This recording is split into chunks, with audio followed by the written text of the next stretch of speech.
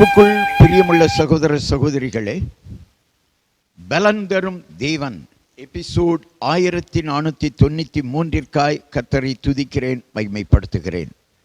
இந்த நாளிலும் நீதிமொழிகள் 30 அதிகாரம் 9வது வசனம், நான் பரிபூரணம் அடைகிறதினால் மறுதலித்து கர்த்தர் யார் என்று சொல்லாதபடிக்கும், தரித்திரப்படுகிறதினால் திருடி என் தேவனுடைய நாமத்தை வீணிலே வழங்காதபடிக்கும், என் படியை எனக்கு அளந்து என்னை போஷித்தருளும்.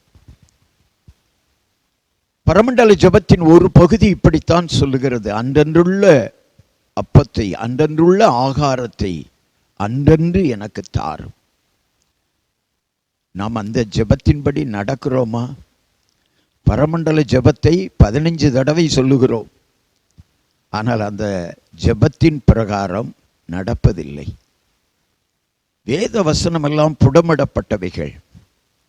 வேத வசனத்தின்படி நடக்க வேண்டும் என்பதுதான் ஆண்டவருடைய விருப்பம். இங்கே ஆகூர் சொல்லுகிறார், பரிபூரணம் அடைந்து விட்டால் நான் தேவனையே மறுதலித்து விடுவேன். மறுதலித்து என்னுடைய பலத்தினாலே, என்னுடைய உழைப்பினாலே ஐஸ்வர்யவான் ஆனேன் என்று சொல்லிவிடுவேன். ஒருவேளை தரித்திரம் ஆகிவிட்டால், எனக்குள்ளே திருடு வந்து, திருட்டு பழக்கம் வந்து தேவனுடைய நாமத்தை தூஷித்து விடுவேன்.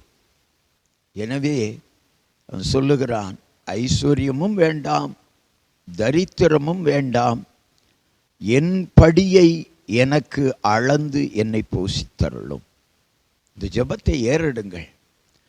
அன்றாடம் எங்கள் தேவைகளை சந்திங்க ஆண்டவரே. ஊழிய தேவைகளை சந்திங்க, வியாபார தேவைகளை சந்திங்க, வேலை தேவைகளை சந்திங்க என்று சொல்லி ஜெபியுங்கள்.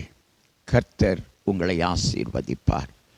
கண்களை மூடி ஜெபிக்கலாம். எங்களை நேசிக்கிற நல்ல தகப்பனே, பரிபூரணமும் வேண்டாம், தரித்திரமும் வேண்டாம்.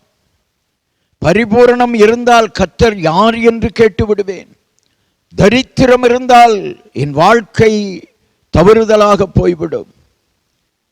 எனக்கு அன்றன்றுள்ள படியை அளந்து தந்து என்னை போஷித்தருளும் என்று சொல்லி ஆகூர் ஜெபித்ததை போல ஆண்டவரிடத்தில் ஜெபித்து பாருங்கள். ஒரு நாளும், ஒவ்வொரு நாளும் உங்கள் தேவைகள் சந்திக்கப்படும். உங்கள் தேவைகளை ஆண்டவர் சந்திக்க உதவி செய்வார். அன்றன்றுள்ள படியை அளந்து என்னை போஷித்தருளும் ஆண்டவரே என்று சொல்லி ஜெபியுங்கள். ஆண்டவர் உங்களை போஷிப்பார். நீங்கள் தேவனால் போஷிக்கப்படுவீர்கள்.